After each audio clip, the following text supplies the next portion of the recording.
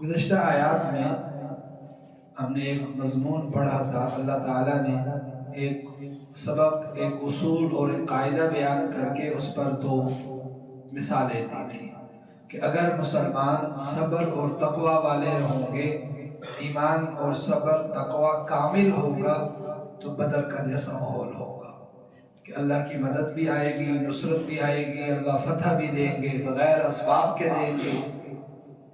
اور اگر اللہ پر ایمان میں اور صبر میں، یعنی صبر کا معنی ہم نے کیا تھا کہ دین پر قائم رہنا، دین پر قائم رہنے، اللہ کے احکام، حضور کی اطاعت میں کوئی کمی کوتاہی ہوگی، تقوی میں کمی ہوگی، تو پھر کیا ہوگا؟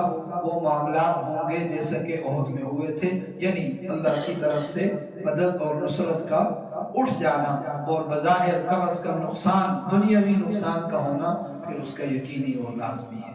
تو یعنی دنیا میں جتنے بھی فتح، نصرت، اللہ کی مدد کا اترنا، یہ سب کا سب کس کے ساتھ جڑا ہوا ہے؟ ہمارے ایمان اور تقوی کے ساتھ۔ صبر اور تقوی، صبر یعنی دین پر چلنا، تو ہمارے دین پر چلنا جتنا اچھا، اتنی اللہ کی مدد، جتنا ہمارا دین کمزور، ایمان کمزور، اتنی اللہ کی مدد اور نصرت دور ہو جائے گی۔ اس کی دونوں مثالیں ہم نے دیکھ لی کہ اللہ تعالیٰ نے اس کو یہاں بیان کیا تھا کہ جب صبر اور تقوی میں کوتاہی ہوگی تو پھر کیا ہوگا، اور آج ہم دیکھ لیں اس کا پورا نتیجہ۔ ہم تو اپنی آنکھوں سے دیکھ رہے ہیں کہ ہم ایمان اور تقوی، طہارت کی کمی کی وجہ سے آج مار کھا رہے ہیں۔ تو یہ قرآن کریم کا ایک اصول، قاعدہ ہے، اور اس کے اوپر اپنی زندگیوں کو لانا، یہ ایک مومن کی محنت کا بنیادی حصہ ہونا چاہیے۔ بہرحال آج کی جو آیات ہیں، اس میں اس کا شان نزول یہ ہے، کئی روایات ہیں اس کے شان نزول میں، اور ان سب کا تقریباً اصل جو بنیادی مقصود ہے وہ ایک ہی ہے۔ ایک روایت یہ ہے کہ احد کے میدان میں حضور نبی کریم صلی اللہ علیہ وسلم زخمی ہوئے، اور جب آپ کو پتھر لگا، آپ کے دانت مبارک شہید ہوئے، چہرہ مبارک پتھر لگنے کی وجہ سے زخمی ہو گیا، خون کی وجہ سے، تو آپ صلی اللہ علیہ وسلم وہ خون پوچھتے تھے، اور آپ فرماتے تھے کہ وہ قوم کیسے فلاح پائے گی جس نے اپنے نبی کو کیا کر دیا؟ خون میں آلود کر دیا، اس کا خون بہائے، ایسی قوم کیسے فلاح پا سکتی ہے؟ تو اس میں یہ آیات نازل ہوئی۔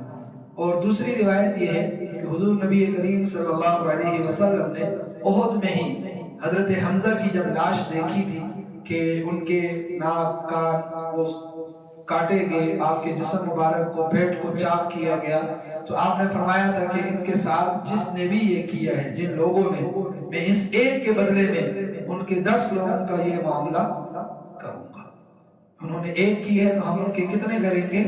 10 لوگ اس کے بدلے میں، وہ ان کے ساتھ بھی ہم یہی معاملہ کریں گے۔ ایک دوسری روایت یہ ہے کہ اللہ کے نبی صلی اللہ علیہ وسلم کے ایک خاص جماعت تھی صحابہ میں سے جو قاری قرآن کہلاتے تھے، تو ان کو ایک قوم اور قبیلے والوں نے دھوکے سے ان کو دعوت کے لیے کہہ کر لے گئے کہ ہمیں ایک جگہ پر دین کے لیے عالم چاہیے، قاری چاہیے قرآن کے، اور تاکہ وہ ہمارے علاقے کے لوگوں کو قرآن اور دین سکھائیں، اور پھر آگے جا کر ان کو دھوکے سے کیا کر دیا؟ شہید کر دیا۔ تو ان لوگوں کو پر اللہ کے نبی صلی اللہ علیہ وسلم نے ان پر بد دعا فرماتے تھے، قنوت نازلہ پڑھتے اور آپ ان کے لیے بد دعا کرتے تھے کہ جن لوگوں نے یہ کی ہے اللہ ان پر لعنت فرمائے، یا اس طرح کے الفاظ کے ساتھ۔ اسی طرح یعنی مختلف روایتیں، ان سب کا حاصل یہی ہے کہ اللہ کے نبی صلی اللہ علیہ وسلم نے بعض معاملات پر اپنے جو شرعی امور دیکھ کر، جن کے کفر دیکھ کر، ان کا شرک اور ان کا ظلم دیکھ کر آپ نے کسی پر لعنت فرمائی یا نیت ارادہ کیا، تو اللہ کے نبی صلی اللہ علیہ وسلم کو اس کام سے منع کر دیا گیا کہ آپ کسی پر لعنت نہیں کریں گے۔ ایسی ایک روایت آتی ہے کہ کفار مکہ میں سے 4 کے نام لیے تھے اللہ کے نبی صلی اللہ علیہ وسلم نے کہ بھئی ان کے اوپر اللہ کیا کرے؟ لعنت فرمائے، تو اللہ تعالیٰ نے ان کو اس معاملے سے منع کیا تھا، اسی کا اس میں ذکر ہے۔ اور دوسری جو آیت ہے اس میں اللہ تعالیٰ نے پھر ایک دلیل دی ہے کہ یہ اختیار اور یہ فیصلے اللہ کے پاس ہیں، اور کسی کو اللہ نے یہ اختیارات نہیں دیے ہیں۔ اب دیکھیں ہم ترجمہ دیکھیں گے پھر اس میں تھوڑی سی تفصیل اور آ جائے گی، لیکن پس منظر یہ ہے کہ جب اللہ کے نبی کہیں انسانی بشری تقاضوں پر کسی پر لعنت کرنے کا یا غصہ ہوئے اور اس سے بدلہ اور انتقام کا آپ نے جب وہ کیا تو آپ صلی اللہ علیہ وسلم نے کیا کیا تھا؟ ان کے لیے بدعا یا لعنت کرنے کا کہا، تو آپ صلی اللہ علیہ وسلم کو اس معاملے سے منع کیا۔ اور حضرت حمزہ کے بدلے میں آپ نے 70 کافروں کا، 10 نہیں 70 کافروں کا، کہ ایک کے بدلے میں ہم 70 کافروں کا مصلح کریں گے، جیسے انہوں نے ناک کاٹا، کان کاٹے، جسم چاک کیا، ٹکڑے ٹکڑے کیا، ایسے ہم ان کے ایک کے بدلے میں، حضرت حمزہ کے بدلے میں 70 لوگوں کا مصلح کریں گے۔ تو بہرحال اللہ کے نبی صلی اللہ علیہ وسلم کو فرمایا گیا لیس لک من الامر شیء۔ لفظی معنی دیکھیں میں آپ کو تاکہ قرآن کی آیات کا مفہوم آپ کو کیسے نکالتے ہیں یا سمجھتا ہے۔ لیس لک، آپ کے لیے یہ کام عمل ہے ہی نہیں، من الامر معاملہ، امر اردو کا لفظ استعمال ہوتا ہے عموماً، شیء آپ کے لیے ایسے معاملات میں کوئی اختیار نہیں ہے۔ ترجمہ آپ کو کہیں نظر آئے گا وہاں یہ لکھا ہوگا، آپ کے لیے معاملے میں، فیصلے میں کوئی اختیار نہیں ہے، لیکن یہاں بظاہر لفظی معنی میں کہیں بھی فیصلوں کا اور معاملات کا ذکر نہیں ہے۔ لفظی معنی ہوتا ہے کہ لیس لک من الامر، کسی بھی امر معاملے میں آپ کے لیے شیء کچھ بھی نہیں ہے، لیکن بظاہر لفظی معنی میں تھوڑا سا سمجھنے میں مشکل ہے۔ تو ترجمہ اس کا صحیح یہ ہے کہ آپ صلی اللہ علیہ وسلم کو اللہ تعالیٰ کی جو مشیت اور جو کس کو غصہ کرنا ہے، کس کو ہلاک کرنا ہے، کس کو توبہ کی توفیق دینی ہے اور کس کو عذاب دینا ہے، ان چیزوں کے معاملات اور اس میں فیصلہ دینا یا اس میں دعا کرنا یا کچھ کلمات آپ کی زبان مبارک سے کہنا اگرچہ جائز تھے، لیکن آپ کی شایان شان نہیں ہے۔ ایک نبی کے جو مقام اور مرتبہ ہوتا ہے وہ اس سے بہت عالی ہے کہ وہ اپنی تکلیف دینے والے اپنے دشمنوں کے لیے کیا کرے، کوئی بددعا یا لعنت کے الفاظ کہے۔ ٹھیک ہے، تو لفظی معنی سے لفظی ترجمہ سمجھنا مشکل ہوتا ہے۔ تو اللہ تعالیٰ نے آپ کو یہ فرمایا کہ آپ کے لیے ایسے معاملے میں کوئی اختیارات نہیں ہے۔ او یتوب علیہم، وہ اللہ کی مرضی ہے کہ وہ جس کو چاہے توبہ کی توفیق دے، او یتوب علیہم، یا ان کی طرف متوجہ ہو جائے، لفظی معنی اس کا ہوتا ہے ان کی طرف متوجہ ہو جائے، او یعذبہم، یا ان کو سزا دے۔ اور اللہ کی توجہ خیر کے ساتھ ہو تو وہ کیا ہو جاتی ہے، ایمان اور تقوی کی زندگی والی بن جاتی ہے۔ او یعذبہم، یا اللہ ان کی طرف خیر کو متوجہ نہ کرے اور وہ کافر ہی رہیں، تو وہ پھر کیا ہوں گے، او یعذبہم، پھر اللہ ان کو عذاب دے گا، فإنہم ظالمون، اور صحیح بات یہی ہے، فإنہم ظالمون، بے شک وہ کیا ہے، بڑے ظالم ہیں، بڑا ظلم کرنے والے ہیں۔ تو یہ جن لوگوں کے اللہ کے نبی صلی اللہ علیہ وسلم نے نام لیے تھے، 4 لوگ، میں نے بتایا ایک روایت یہ ہے قریش مکہ میں سے 4 لوگوں کے نام لیے آپ نے، ان کے لیے بددعا کی، اور وہ چاروں کے چاروں بعد میں مسلمان ہوئے۔ وہ چاروں کے چاروں بعد میں کیا ہوئے، ایمان والے، اللہ کے نبی کے جانثار بنے، اور اللہ نے ان کو توبہ کی توفیق، او یتوب علیہ، اللہ کے علم میں تو ہے، آپ ان کے لیے لعنت اور بددعا کریں گے، ظاہری بات ہے نبی کی لعنت اور بددعا پھر ان کا یقینی ہے اللہ کے ہاں قبول ہونا، تو اللہ نے ان کو فوراً منع کر دیا کہ آپ ایسا کوئی بھی عمل نہیں کریں گے، اس کا اختیار آپ کے پاس نہیں ہے، کیونکہ آپ اس بات کو نہیں جانتے کہ کس کے لیے اللہ نے بعد میں کیا رکھا ہے، توبہ کی توفیق رکھی ہے، اللہ اس کی طرف متوجہ ہو جائے اور اسے خیر کی، ایمان کی توفیق دے اور وہ بخشا جائے۔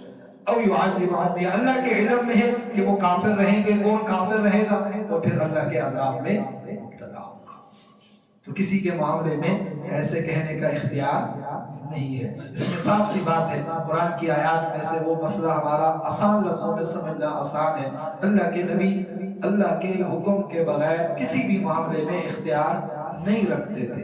لفظی معنی میں بھی اگر آپ دیکھیں گے، لیس لک من الامر، آپ کے لیے کسی معاملے میں، چاہے وہ اپنے اوپر ظلم کرنے والے کو بددعا ہی دینا کیوں نہ ہو، وہ بھی آپ کے لیے اختیار نہیں دیا گیا کہ آپ ایسا کوئی معاملہ اختیار کریں۔ ایسے فیصلوں میں، ایسے معاملات میں کوئی اختیار نہیں ہے آپ کے پاس۔ اس لیے کیوں نہیں ہے؟ اس لیے کہ آپ کو نہیں پتا کہ ان میں سے کون بعد میں توبہ کرنے والا ہے اور کون کفر پر مرنے والا ہے۔ علم بھی اور اختیار بھی، دونوں باتیں آپ کے اس میں واضح ہوگی آیت میں. فَإِنَّهُمْ ظَالِمُونَ, اللہ نے آپ کی بات کی تائید کی ہے کہ اگرچہ وہ ظالم ہیں اور اتنے بڑے ظالم ہیں کہ ان کے ظلم کی کوئی انتہا نہیں ہے, لیکن آپ کی شایان شان ایسا معاملہ نہیں ہے, کیونکہ آپ کو نہیں پتا کہ کون ان میں ایمان والا ہوگا بعد میں اور کون ان میں توبہ کے بغیر مرنے والا اور کافر رہے گا اور اللہ کے عذاب سے وہ حصہ پائے گا. وَلِلَّهِ مَا فِي السَّمَاوَاتِ, اختیار آپ کے پاس نہیں, کس کے پاس ہے؟ اللہ کے پاس ہے. تو اللہ کے پاس اختیار کیوں ہے؟ وَلِلَّهِ مَا فِي السَّمَاوَاتِ, دلیل ہے اگلی بات ہم نے جو منع کیا گیا ہے اور آپ کے اختیارات کی نفی کی گئی, آگے اس کی دلیل دی گئی ہے. وَلِلَّهِ مَا فِي السَّمَاوَاتِ وَمَا فِي الْأَرْضِ, کیونکہ جو کچھ زمینوں میں ہے, جو کچھ آسمانوں میں ہے, سب کا سب کس کا ہے؟ اللہ کا ہے. اللہ جو چاہے فیصلہ کرے, جس کو چاہے اختیار دے, جس کو چاہے توبہ کی توفیق دے, جس کو چاہے نہ دے, وہ اس کا اختیار ہے, اس کی ملکیت ہے. کوئی چیز اللہ کی ملکیت سے باہر نہیں ہے. یغفر لمن یشاء, وہی دوبارہ اس کا ذکر ہے. یغفر لمن یشاء, جس کو چاہے وہ بخش دے. ویعذب من یشاء, اور جس کو چاہے عذاب دے. وہ سب کا سب اس کی ملکیت ہے. واللہ غفور الرحیم, اور اللہ تعالی بہت مہربان ہے. اللہ تعالی مہربان اور بہت مہربان ہے. یہ میں یاد ہوگا ہم نے آپ کو وہ اس کا ترجمہ یاد کروایا تھا, کیا نام ہے اس کا, آسان ترجمہ ہے قرآن, شیخ الاسلام مفتی محمد تقی عثمانی صاحب نے. عموماً تو ہم اس کا ترجمہ کرتے ہیں اللہ بڑا مہربان اور رحم کرنے والا ہے, تو انہوں نے اس کا ترجمہ کیا تھا واللہ غفور, اور اللہ تعالیٰ کیا ہے؟ مہربان ہے, اور رحیم بہت مہربان ہے. اور نہیں, معذرت کے ساتھ, رحمان کا معنی ہے مہربان, غفور بخشنے والا ہے. اللہ تعالیٰ کیا ہے؟ بخشنے والا ہے, مغفرت کرنے والا ہے, اور رحیم بہت مہربان ہے, رحم کرنے والا ہے. اور یہ جو آخری لفظ ہے واللہ غفور الرحیم میں, اللہ تعالیٰ نے اس میں ان کے ایمان لانے کا ایک قسم کی پیشن گوئی بھی ہے کہ ان میں سے کتنے ہی ایسے ہوں گے جنہیں اللہ کیا کر دے گا؟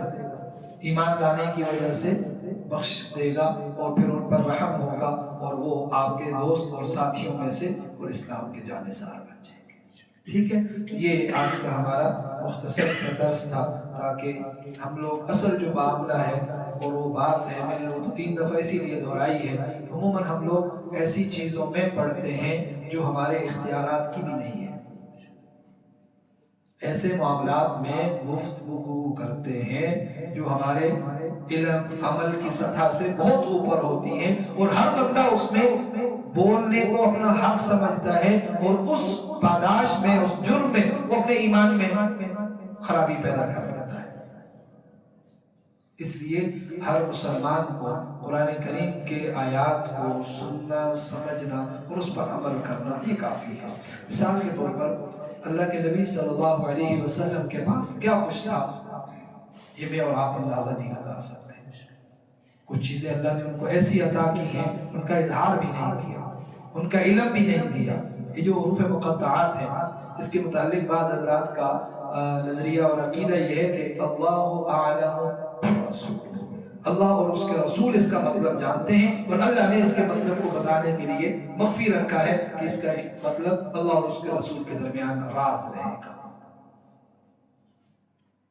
تو اللہ کے نبی کے پاس کتنا علم ہے یہ ہمیں معلوم, تو ہم آپ کے علم کے متعلق گفتگو کرنے کا بھی حق نہیں رکھتے ہیں.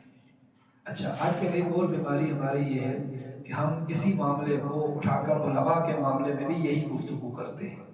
مثال, آپ نے مسئلہ بیان کیا, یہ کہاں لکھا ہوا ہے, یہ مسئلہ کہاں لکھا ہوا ہے, ہمیں دلیل دیں, ہمیں حدیث نکال کر دیں. آپ ایک ڈاکٹر کے پاس جاتے ہیں اور اس کو وہ کہتا ہے بھائی آپ کو فلاں بیماری ہے اور اس کی یہ دوائی ہے, آپ اسے کہتے ہیں وہ کتاب لے کر آؤ, کہتے ہیں اس کو بھائی وہ لا کے رکھ بھی دیں, آپ کی کک سمجھ میں نہیں آنے والا کہ بھائی ایسا نہیں ہوتا ہے. ایک چیز یہاں سے دیکھی ہے, ایک میں نے فلاں جگہ سے دیکھی ہے, ایک اس کی ہے, باقی اپنا جو سمجھ عقل ہے ان سب کو ملا کر اس کا نتیجہ یہ نکلا ہے. ضروری نہیں کہ جو مسئلہ میں نے آپ کو میڈیسن بتائی ہے وہ کہیں کتاب میں لکھا ہو, فلاں بندہ آئے گا اس کو یہ مسئلہ ہوگا اور اس کو یہ دوائی آپ نے دینی ہے, ایسے کہیں کتاب میں لکھا ہوتا ہے. نہیں، اس میں بہت سی وہ کہے گا میں نے آپ کی طبیعت دیکھی، آپ کی نبض دیکھی، آپ کا ٹیمپریچر دیکھا، آپ کا کھانا پینا، ساری چیزوں کا اندازہ لگا کر اپنی علم عقل کی بنیاد پر میں نے آپ کے لیے یہ تجویز کی ہے۔ تو علم کے معاملے میں جو کھوج لگانے کی آج کل ایک ہماری روایت چل پڑی ہے، یہ صحیح نہیں ہے۔ یہ نہیں کہ علم کی روایت، علم حاصل کرنا وہ الگ بات ہے، علم اور بات ہے۔ مصباح باز آتے ہیں، بھائی مجھے اس آیت کی تفسیر سمجھائیں، یہ حدیث ہے مجھے اس کا معنی مفہوم سمجھائیں، یا میرے پاس فلاں مسئلہ ہے مجھے اس کی تحقیق اور تفسیر بتائیں، اس میں میرے لیے کیا حکم ہے، یہ علم حاصل کرنا ہے۔ یہ پوچھنا کہ میرے لیے اس میں کیا ہے، اللہ کا کیا حکم ہے، اللہ کے نبی کی کیا سنت ہے، یہ علم ہے۔ اور یہ آ کر کہنا کہ یہ کیوں ہے، کہاں لکھا ہے، کیسے لکھا ہے، کس نے لکھا ہے، کون سی حدیث میں لکھا ہے، یہ علم حاصل کرنا، تو علم حاصل کرنا جائز ہے۔ علم پر جرح اور تعدیل کرنے کے لیے آپ کو اس کا اسپیشلسٹ بننا وہ لازم اور ضروری ہے، ٹھیک ہے؟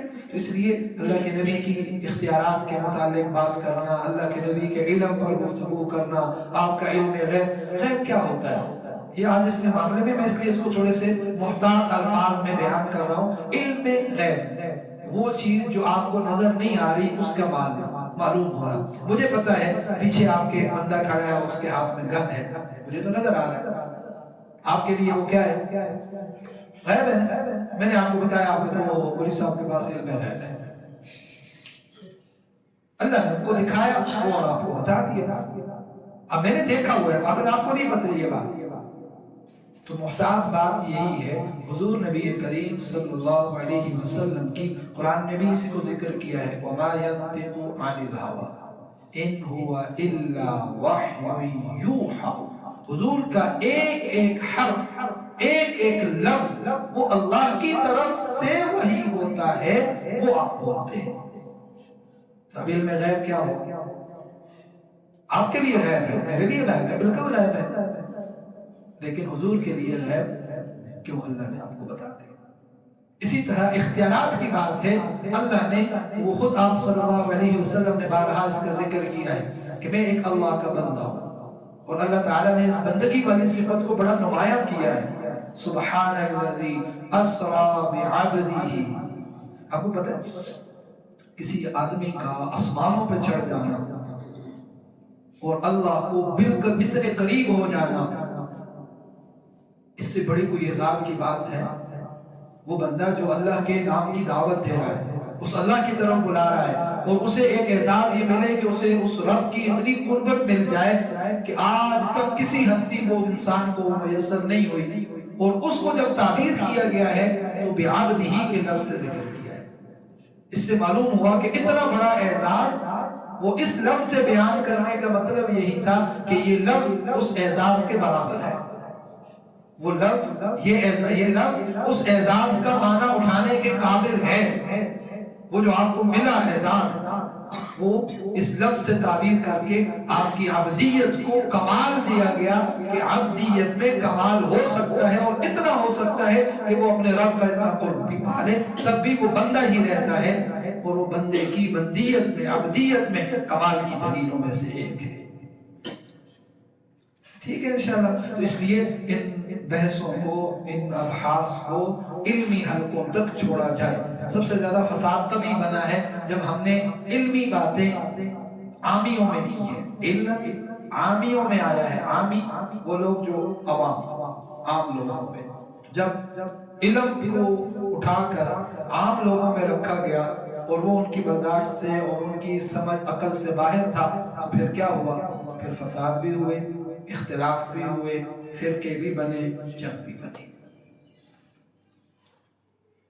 ہر بات ہر جگہ ہر شخص کے لیے نہیں ہوتی۔ ہر بات، سال آپ میں سے اسٹوڈنٹس ہیں اور وہ آئی ٹی کر رہے ہیں، اب میرے جیسا بندہ جس کو آئی ٹی کا پتہ ہی نہیں کہ آئی ٹی ہوتی کیا بلائے، اب اس کو بیٹھ جائیں فارمولہ سمجھانے،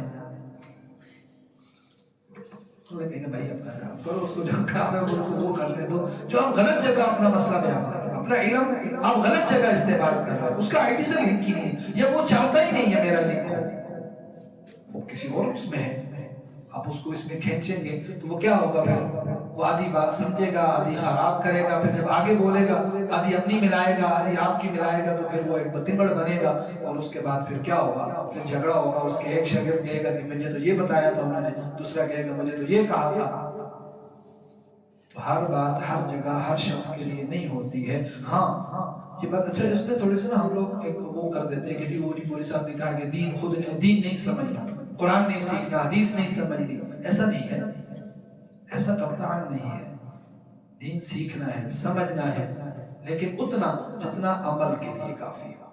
जिसका अमल का हुक्म है कि ये काम करो, कैसे करें ये बताना पड़ेगा। ये लाजमी है, आइम्मा का, ये उलमा का फरीज़ा है कि वो लोगों को अहकाम बताए। ये अल्लाह का हुक्म है और इसको ऐसे करना है। इसके अलावा की जो बातें हैं उनमें बहुत ज्यादा एहतियात करें। मैं भी करता हूँ, कोशिश करता हूँ, लेकिन हर मुसलमान को इसमें बहुत एहतियात करनी चाहिए। कई मरतबा बंदा गलत जुमला बोलकर